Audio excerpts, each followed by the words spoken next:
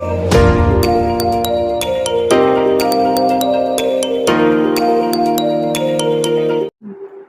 Morning बच्चों, आज की क्लास में हम लोग देखेंगे बिहार की कृषि और वन संसाधन से संबंधित सवाल जो आपके लिए काफी महत्वपूर्ण होने वाला है। तो चलिए शुरू करते हैं। तो पहला सवाल है, बिहार की लगभग कितनी प्रतिशत जनसंख्या कृषि पर निर्भर है? तो याद रखें क्या कि बिहार में जो सबसे ज्यादा जो जनसंख्या है वो कृषि पर ही निर्भर है, कृषि वाला कार्य ही करती है। ठीक है, तो कितना परसेंट ऐसा जनसंख्या है? तो याद रखेंगे 86%। ठीक है, चलिए अगला सवाल है कि बिहार में मुख्यतः कितनी फसल ऋतुएं होती है? तो याद रखेंगे क्या बिहार में 4 है। ऐसे अगर देखा जाए पूरे भारत में बोलेगा तो 3 है, जिसके बारे में हम लोग पढ़ चुके थे, खरीफ, रबी और जायद या गर्मा। ठीक है, बिहार में याद रखेंगे कि 4 है। ठीक है, अगला सवाल है, बिहार की सबसे प्रमुख खाद्यान्न फसल कौन सी है? खाद्यान्न फसल मतलब वो फसलें जिसको हम लोग उपयोग करते हैं खाने के लिए, ठीक है, भोजन के रूप में। तो उस प्रकार की फसलों को क्या बोलते हैं? खाद्यान्न। तो बिहार में सबसे प्रमुख कौन सा ऐसा खाद्यान्न फसल है? तो याद रखेंगे सबसे ज्यादा जो उगाया जाने वाला है वो धान है। ठीक है, चलिए अगला सवाल है कि बिहार में रबी की बुआई कब होती है? तो आप लोगों को पता है रबी कैसा लड़का था? आन वाला। ठीक है, तो आन यानी अक्टूबर और नवंबर। ठीक है, तो इसका आंसर क्या होगा? Option B. चलिए अगला है, गर्मा फसल मुख्यतः किसके सहारे उगाई जाती है? तो आप लोगों को पता है गर्मा या जायद फसल। ठीक है, इसके बारे में हम लोग पहले भी पढ़ चुके थे कि गर्मी के महीना में अगर देखा जाए तो ये उगाया जाता है। ठीक है, और गर्मी के महीना में उगाने के लिए जाहिर सी बात है इसको क्या देना पड़ेगा? ज्यादा से ज्यादा पानी देना पड़ेगा। ठीक है, तो पानी देने यानी क्या? सिंचाई। ठीक है, पानी देना यानी सिंचाई। चलिए अगला सवाल है, बिहार में सबसे अधिक उगाए जाने वाली दलहन कौन सी है? ठीक है, ये दलहन फसल कौन सी है? तो बिहार में सबसे ज्यादा जो दलहन फसल उगाया जाता है वो मसूर का दाल। आप लोगों को तो पता ही है, मसूर के दाल से ही दाल बनाते हैं। अगला सवाल है, बिहार में गन्ना का प्रमुख उत्पादक जिला कौन सा है? ठीक है, तो अगर आप बिहार के बारे में जानते हैं थोड़ा सा मैप वगैरह, ठीक है, तो ये अगर देखेंगे आप लोग, ये इलाका को बोलते हैं क्या? उत्तर पश्चिम क्षेत्र। ठीक है, इसको बोलते हैं क्या? उत्तर पूर्व क्षेत्र। तो अगर देखा जाए ना तो उत्तर पश्चिम इलाका में जो भी जिला आता है सामान्यतः वो क्या करता है? गन्ना का उत्पादन करता है। ठीक है, लेकिन सबसे ज्यादा कौन उगाता है? तो सबसे ज्यादा याद रखेंगे पश्चिमी चंपारण। ठीक है, और उत्तर पूर्व में अगर देखा जाए तो सबसे ज्यादा याद रखेंगे जूट की खेती होती है, जिसको किशनगंज सबसे ज्यादा उगाता है। ठीक है, चलिए आगे देखते हैं कि बिहार की प्रमुख नकदी फसल कौन सी है? ठीक है, तो याद रखेंगे सबसे ज्यादा बिहार में जो नकदी फसल उगाया जाता है वो कौन सा है? गन्ना ही। ठीक है, चलिए आगे, बिहार में सबसे अधिक कौन सी मिट्टी पाई जाती है? तो आप लोगों को पता होगा कि बिहार के मध्य से गुजरती है गंगा नदी। ठीक है, और इसके ऊपर से और नीचे से भी क्या होती है? कई नदियां आकर के मिलती है। तो नदी के निक्षेपण से जो मिट्टी का निर्माण होता है उसको क्या बोलते हैं? जलोढ़ मिट्टी। ठीक है, चलिए आगे है कि बिहार के दक्षिण भाग में कौन सी मिट्टी पाई जाती है? ठीक है, तो दक्षिण भाग जो है बिहार का, जैसे मान लें क्या ये बिहार है, बिहार का दक्षिण इलाका है।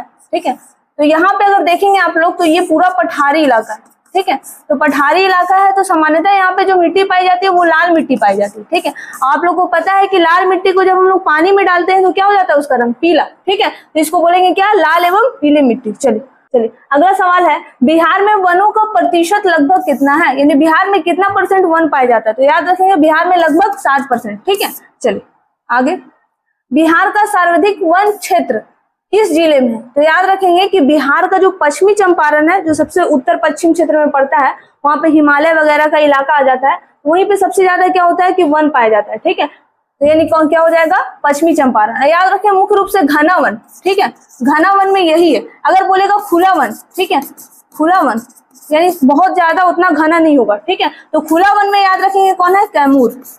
चलिए आगे, वाल्मीकि राष्ट्रीय उद्यान किस जिले में? तो पश्चिमी चंपारण। ठीक है, याद रखेंगे कि बाघ के लिए काफी ज्यादा प्रसिद्ध है। ठीक है, चलो आगे, बिहार का एकमात्र राष्ट्रीय उद्यान कौन सा है? तो वही वाल्मीकि राष्ट्रीय उद्यान, जो अभी पड़े कहाँ है? पश्चिमी चंपारण में। ठीक है, और बाघ के लिए प्रसिद्ध है। चलिए आगे, बिहार में कौन सी सिंचाई व्यवस्था सबसे अधिक प्रचलित है? ठीक है, तो याद रखेंगे क्या कि बिहार में अभी सबसे ज्यादा नहर है। ठीक है, उसके बाद दूसरे नंबर पे कौन है? नलकूप।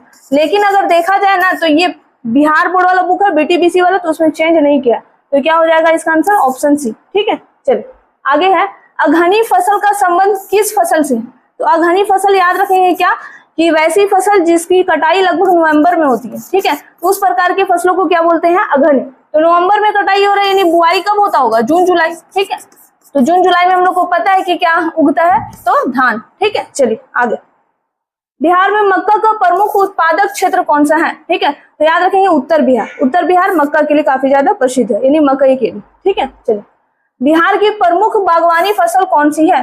तो बागवानी फसल याद रखेंगे, बिहार का काफी ज्यादा जो प्रसिद्ध है वो है लीची। ठीक है, लीची काफी ज्यादा प्रसिद्ध है। लीची हुई कहाँ का? मुजफ्फरपुर का। ठीक है, ठीक है। तो अगला सवाल है, बिहार की प्रसिद्ध लीची किस जिले की है? तो अभी अभी हम लोग पढ़े क्या है? मुजफ्फरपुर। ठीक है, एक चीज और याद रखेंगे, भागलपुरी आम, पता ही होगा, जर्दालू आम जिसको बोलते हैं। ठीक है, तो जर्दालू आम जो है वो भागलपुर के में काफी ज्यादा उगाया जाता है। ठीक है, यानी जर्दालू आम के लिए कौन प्रसिद्ध है? तो भागलपुर। ठीक है, चलिए आगे देखते हैं। चलिए अगला सवाल है, बिहार आम उत्पादन के लिए किस जिले के कारण प्रसिद्ध है? ठीक है, तो अगर देखा जाए तो अभी पढ़े हम लोग कि जर्दालू आम भागलपुर में। ठीक है, चलिए आगे है कि बिहार की प्रमुख रबी फसल कौन सी है? तो आप लोगों को पता होगा, आने वाला लड़का था और क्या खा रहा था? लिट्टी चोखा। और लिट्टी चोखा बनाने में सबसे पहले क्या प्रयोग होता है? आटा। आटा यानी क्या? गेहूं। ठीक है, तो बिहार का अगर देखा जाए तो सबसे प्रमुख रबी फसल अगर बोलेगा तो कौन सा होगा? गेहूं। अगर सिर्फ बोलेगा खाद्यान्न फसल, खाने वाला, तो सबसे ज्यादा चावल उगाया जाता है। ठीक है, चलिए आगे। जूट की खेती बिहार के किस भाग में होती है? तो अभी अभी हम लोग पढ़े थे कि उत्तर अगर पश्चिम बोलेगा तो कौन सा होगा? गन्ना। और उत्तर पूर्व बोलेगा तो कौन सा होगा? जूट। ठीक है, चलिए आगे है, वनों से प्राप्त होने वाला प्रमुख उत्पाद कौन सा है? तो क्या नमक होगा या पेट्रोल होगा, कोयला होगा? ये सब वन से थोड़ी प्राप्त होता है, लकड़ी होगा। ठीक है, चलिए आगे। पर्यावरण संतुलन बनाए रखने में किसका सबसे अधिक योगदान है? ठीक है, तो पर्यावरण को संतुलित करने में यानी ऑक्सीजन की मात्रा को बनाए रखने में सबसे ज्यादा जो योगदान है वो किसका है? वनों का। ठीक है, चलिए आगे है, बिहार में भदई फसल किस मौसम में उगाई जाती है? तो याद रखेंगे भदई फसल जो है वो वर्षा ऋतु में। ठीक है, चलिए आगे है, बिहार की अर्थव्यवस्था का मुख्य आधार क्या है? तो अभी अभी हम लोग देखे थे कि सबसे ज्यादा जो लोग लगे हुए हैं कौन से कार्य में? कृषि कार्य में, लगभग 86% लोग। ठीक है, तो इसका आंसर क्या हो जाएगा? बी। चलिए आगे, बिहार में सबसे अधिक कौन सी खाद्यान्न फसल उगाई जाती है? तो अभी अभी हम लोग को पता है चावल यानी धान।